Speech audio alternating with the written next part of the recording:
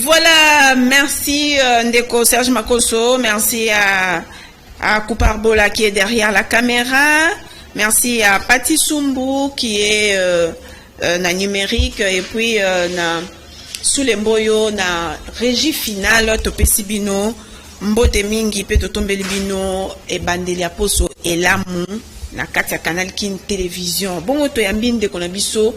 Le père Koubangila. Bonjour, le père Koubangila. Oui, bonjour madame. Bonjour Naba téléspectateurs Nyonso ya Canal Kin, plus précisément ya Kin Matin. Bonjour Naba Maman Nyonso, comme tu l'avais dit tantôt.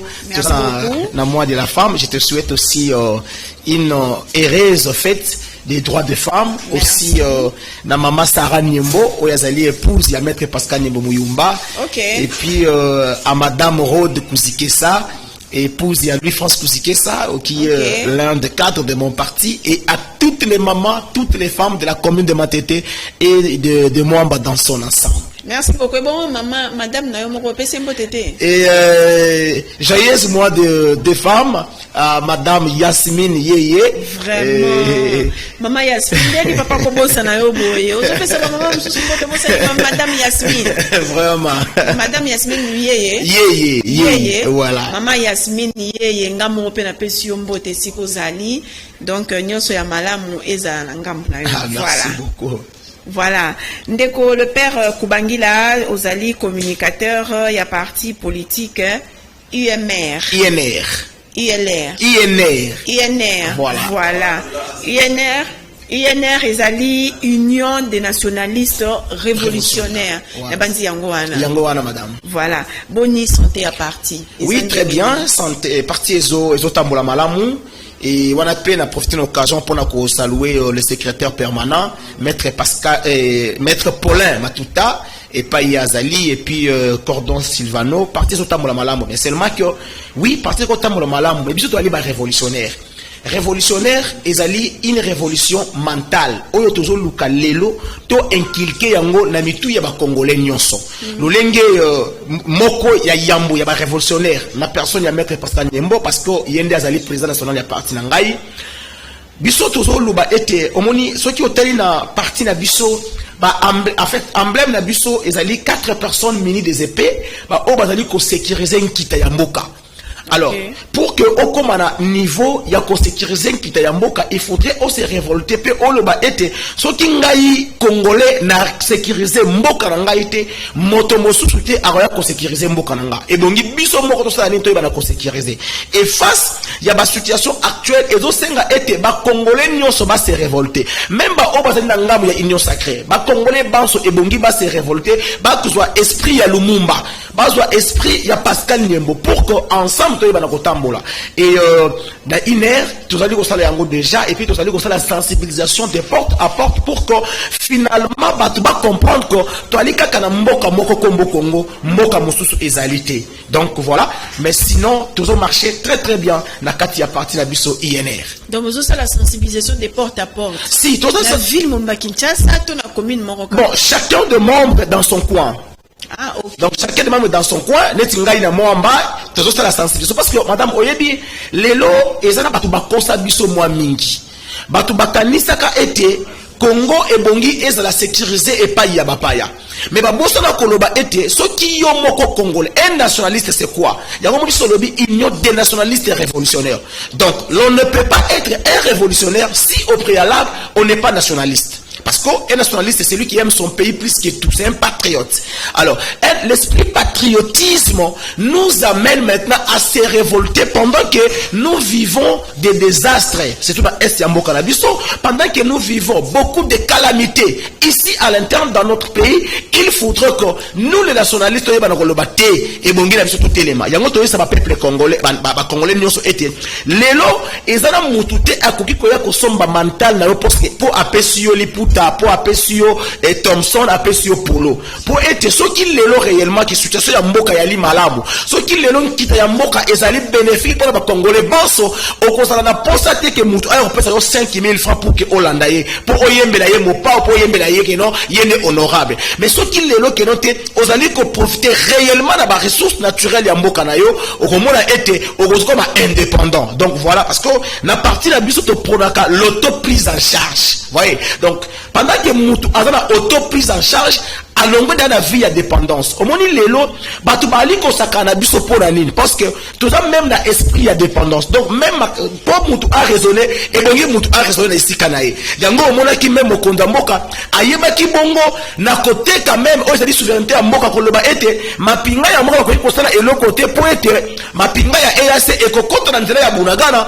pour ayeba na ko traquer ba M23 nzoka ne ezalaki une façon yako yeba nako dévaloriser armée na biso lelo to moni eloko mo bali ko sala te yango biso lobi boye biso na union na INR to lobi ebongi biso nde to yeba nako sécuriser mboka pe elongi biso to linga mboka ko le kanyonso donc to ko teka mboka na biso te quel que soit les prix.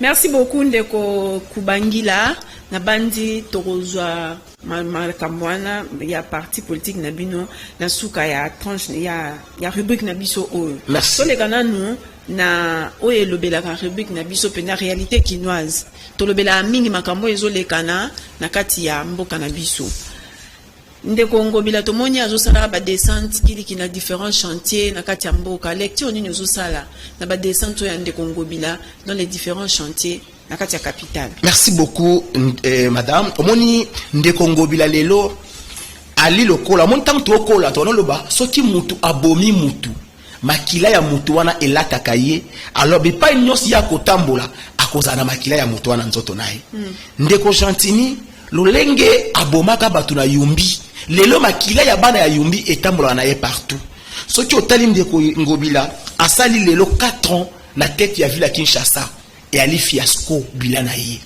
madame na komema yo ko lakisa yo likambo moko oyo ndeko ngobila ali ko seme na ville ya Kinshasa tozali na commune ya Matete marché urbain ya Matete ezaka liboso marché municipal na sepeli parce que lobby réalité quinoa parce que les réalités quinoises parce que oyo bandeko ya Matete bazali ko vivre et comme le kola jungle wenze wana baye ko tonga yango na 2012 banani batongaki yango ezali fonds social ya Belgique baye ku ya wenze ezalaki $900,000 mais bango balobi to koki kotonga wenze kaka na mbongo na biso te bino pesa biso 10% pour que to tonga wenze oba moderniser yango bayebi na kotonga wenze wana siko kimbuta lokola falaki ba pesa commune mbongo pesa commune mbongo te kimbuta yoko pesa $90,000 comme 10% ya 30 ya $900,000 wana batongi marché urbain du coup bazui arrêté ba komisi yango marché municipal et comme marché municipal normalement fallait qu'il va payer sa rétrocession à la commune pour être boyebi selon Mobeko la commune ezali entité territoriale décentralisée ou ezali na autonomie ya gestion na yango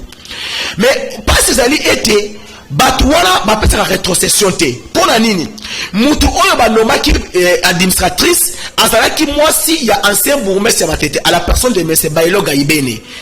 Alors tangu kimbuta akei eye kozonga même situation wana mokonza mboka aye ko nommer ba bourgmestre ya sika lokola edi 003 yali ko pekisa ba création ba marché pirate bourgmestre Matete atosi kaka edi 003 ya ko pekisa ba marché pirate moi si ozali administratrice lokola azali ndeko ya Chantini Ngobila na yebisio ndeko wana na komela mama Dorcas ayebi na ko créer rébellion na wenza Matete soki okele na Matete na yebisio que nos situation ezali tendue entre administratrice ya wenze na commune pourquoi parce que ye alobi akoki kotosa mobe côté pour être Chantini Ngobila ali ndeko na ye donc voilà que tu la commune ya Matete to lobi boye mais boni mutu oyo azosala na entité ya bourgmestre mais azokoma na point ya ko manquer bourgmestre pourquoi na kanisi oyebi a la ville ya Kinshasa ndeko Chantini Ngobila ayebaki na ko telemela ministre intérieur na tangu ya ndeko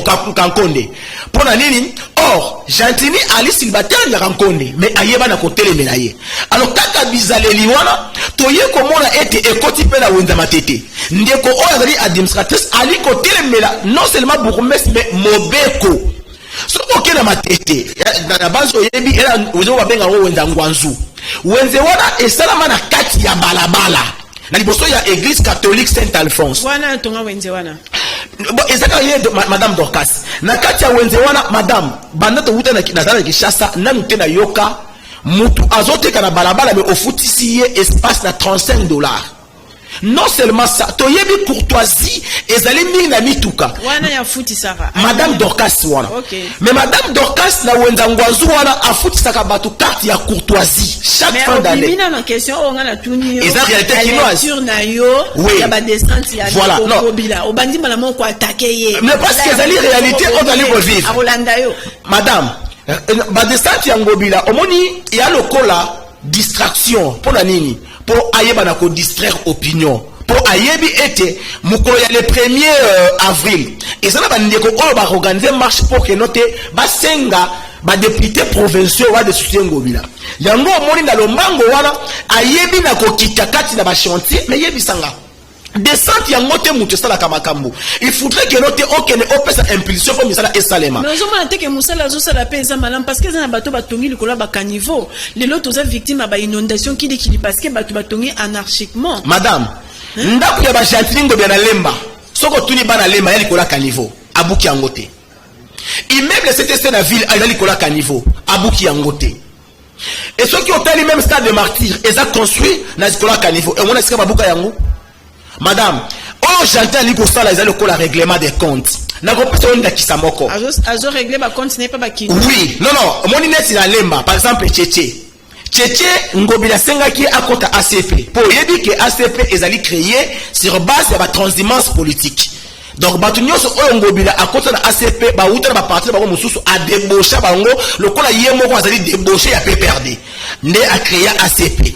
Maintenant oyo yazali ko sala Tchétché aboye okota ACP Gentini aya kamata sali nini abuki mais ce totali prolongement ya Tchétché wana banda ko musu ezali pourquoi abuki yango te kini marché abuki yango te église réception abuki yango te soki otali na ngambu ya station na avenue Lubudi ezana supermarché mo ezana station etongama na balabala mais Gentini abuki yango te soki toye kutu na commune na ngai ya Matete kuna penza ezali liwa Gentini donc c'est Matete nde pena Gentini abimisi makasi Gentini abimisi makasi na Matete abuki couleur nyonso ya Ngwanzu ya Pacifique na côté ya Willens pourquoi nyonso na madame ngai na vandi na Matete na de bonhomme église Shekina etongama likolo ya caniveau soki okoti na ancien lit ya maya njili makamna likolo bana de bonhomme bayebi yango très bien côté kuna batu batonga likolo ya ancien lit wana mai eleka kasusute mais madame boni okoki kobuka likolo menace eza ya kokangama bama yango ekoleka nzela nini kozana Gentini na kati ya ngumba Kishasa ezali lokola malédiction na mboka na biso donc yo za d'accord te na musala Gentini azosala madame est-ce que Gentini Ngobila wuta azana ngumba d'abord na peso eloko moko oyebi ke ba ministres provinciaux bazali na 28 mois ya impayement ba personne d'appoint ya hôtel de ville bazali na 16 mois ya impayement so okoti na hôtel de ville la kala okoti couloir ti na so côté ba toilette kabakata ya full ezawana Ngobila longola yango te soki mbula ebeti liboso ya hôtel de ville mondenge zalaka Ngobila c'est une malédiction et de deux omoni Ngobila lokola Eve ndenge asolola na nyoka po ete akwesa libabe na mutu Ngobila alokola mutu o asolola na nyoka ezali nani omoni biselele nde akende na pro asali 8 heures du temps ko solola donc plan na bango ezali ya ko bongisa te kasi ezali ya ko détruire Kishasa yango omoni biso ba Kinois to lobi ete présence ya Ngobila na Kishasa to lingi susu yango te mais ngai nali ko senga na ba marché ya le 1er avril que ngai pe na ko sala kata marché wala po ete to yeba na ko kamana ndeko Ngobila madame est-ce que yebi ke ndeko Ngobila anoma un magistrat na DGRK Félicien Kuluta azali magistrat oyo Kabila a révoqué kaye ndeko Tshisekedi aye ko réhabiliter ye mais Ngobila akamati a nommé la DGRK ta Tant comme la DGRK, madame, a sali 3 ans. Dans 3 ans, il y a eu 50 décès. Pourquoi 50 décès? Ba place nyonso au DGK et nous avons besoin de santé. Tant que kuluta aye. Le ko na banda ko futa te. Batu nyonso wana basali nini? Ba mo suppose ba soins médicaux ezalité ba bandi ko kufa. Donc ndeko kubangila so na comprendre bien yo ozali contre Musala Gentini azosala na ville ya Kinshasa. Madame atika makambu ya kobuka batu atika batu bafana ndengwana ba désordre to zalaka ndengwana. Madame parce que azo mérité te Musala oyo. Nazali contre procédure. Pourquoi? Démolition et ça les marques sur base d'un jugement. Parce que qu'est-ce qu'on appelle construction anarchique? Construction anarchique ezali eloko oyo batongi. En fait, Kozanga document ici kawana. Oye peut-être oye awa otongi sans que l'État appelle ça le document. Mais batunyo so o batonga wana basa ba titre parcellaire. Nana pesa kibango. Ce qui que l'État a moni que il y a un besoin pour la kotonga ici kawana. C'est le ministre de l'Intérieur qui va saisir son collègue à justice. Illégalement. Mais elle va toquer illégalement. Nani appelle sur autorisation de bâtir. Mais tu vas payer sans autorisation de bâtir. Madame, est-ce que dans un pays normal, on peut construire sans un document, sans un document? Oza quinoa, naza quinoise, pardon. Ça marche dans notre. Donc, c'est-à-dire, na comprendre que. Qui peut retourner sans autorisation? Non, na comprendre que. Na c'est parce que au brandir faiblesse, il y a l'État. Donc, c'est-à-dire, l'État n'a pas l'État est absent. Non. Il y a solo, mais Boni, les sols et les sous-sols appartiennent à l'État. Boni, Okoya Kotongana est cité à l'État, ce qui va passer mon candidat. Ok, merci beaucoup, Ndeko Kubangila. Na bandi, Torozo, Lisusu, na. Bon, na. Processus, hein, voilà. Torozo, Lisusu, na réalité quinoise pour développer Lisusu, de centre où il y a Ndeko Gentini Ngobila à travers la ville Malamu. Bon, Tozo Kendepe, na ba élection, na évité de s'enrôler, na parti na bino, Deni Bozo préparer processus électoral il y a 2023 finissant. Merci beaucoup, madame. La partie la bisoto ali comme l'engel la pona maponami. Mais pas ces ali était processus oyo ya Ndeko Kadima memeli biso.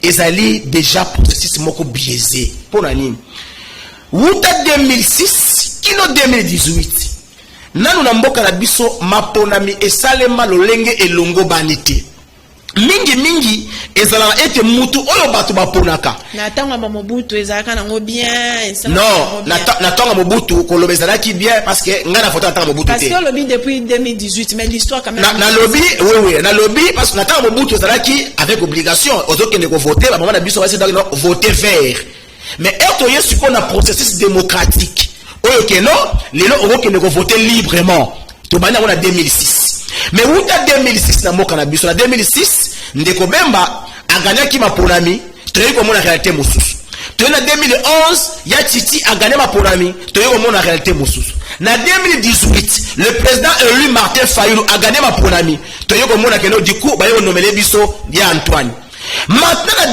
2023 on est que ba erreur y a passé et servir biso pour mieux faire à l'avenir mais toujours comme on a été Ndeko Kadima assis attendi na yembetu ya tricherie pour la nini na territoire na nga ya Masimanimba par exemple bakangi mutu na ba carte vierge 300 cartes pe ba lobi bien que mutu oyo apesa ki ba carte wana ezali ministre ya Antoine ali na gouvernement mais kino lelo tozo mona ata procès moko te pour na batu wana député mo union sacrée c'est là qui démarche nini pour na dénoncer to dénoncer yango plus d'une fois wapi na ba média ndeko peta ndiko sala awa est-ce que vous saisir ba instance juridique pour na madame est-ce que yebi ke na mboka oyo to yoka pe bakangi mutu pour la clamer public mais boni siko tango batu ba dénoncer même SNCO et dénoncer ki yango mais to tiro le monde ta procès mon côté et de deux madame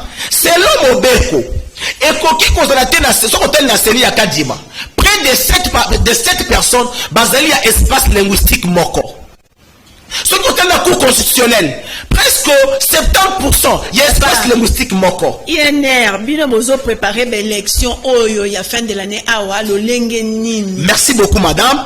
Biso la niveau. Parce que bon bandaka ko dénoncer cette élection personne leki. Bino botikali kana ba. Moni mbala oyo, madame. Malobaka la posi ya zoba, bachaka loboko obe mbala moko. Maboko oyo batie biso na baposi na 2023 ekoleka te. Toali kolinga ete d'abord élection esalema dans les délais. Donc le 20 décembre, il y aura même pas une seconde de plus. Autre côté pour accorder na pouvoir oyo défaillant que non elle kasan ke maponami ezala. Okay. Mais ebongi maponami wana d'abord ezala consensuel, maponami wana ebongi ezala inclusive. Au moni lelo to moni américain na Congo azoya kolobela biso ke note loi ya bobeko ya des pères et des mères. Mais aliko boso na ete ya Antoine maman na ye azali angolaise. Donc même ya Antoine ce qui toke des pères et des mères, tu sais que peut azali éligible té. Le père Kubangila, merci beaucoup. Nabandi, Tokomina Souka, il y a tranche, il y a rubrique Nabiso, n'habitez un mot de la fin par rapport à entretien Nabiso. Merci beaucoup. Le mot de la fin, Ezali. Merci. Le mot de la fin, Nanga, Ezali était. Bana nyoso ya mo amba, ya matete. Tous à l'après parce que nous avons lancé pétition pour que Wenza Matete et comme un marché municipal. Donc déjà semaine oyo pétition et bongi et banda pour signer pour déposer dans la rentrée parlementaire. Il y a assemblée provinciale de la ville à Kinshasa, peut-être déposer dans la présidence partout. Mon condamnement à l'obaka azali le peuple d'abord.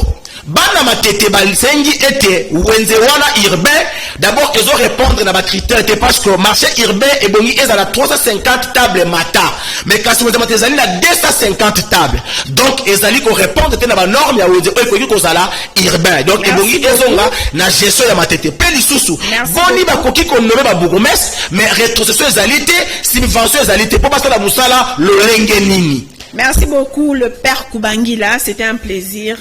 Yako Yambayo na plateau na biso na bandiza mbala sukate mbala sima to komona lisusu awa. Merci beaucoup madame, c'est moi qui vous remercie. Merci beaucoup. Voilà fidèles téléspectateurs, nous allons prendre à présent la rubrique invité.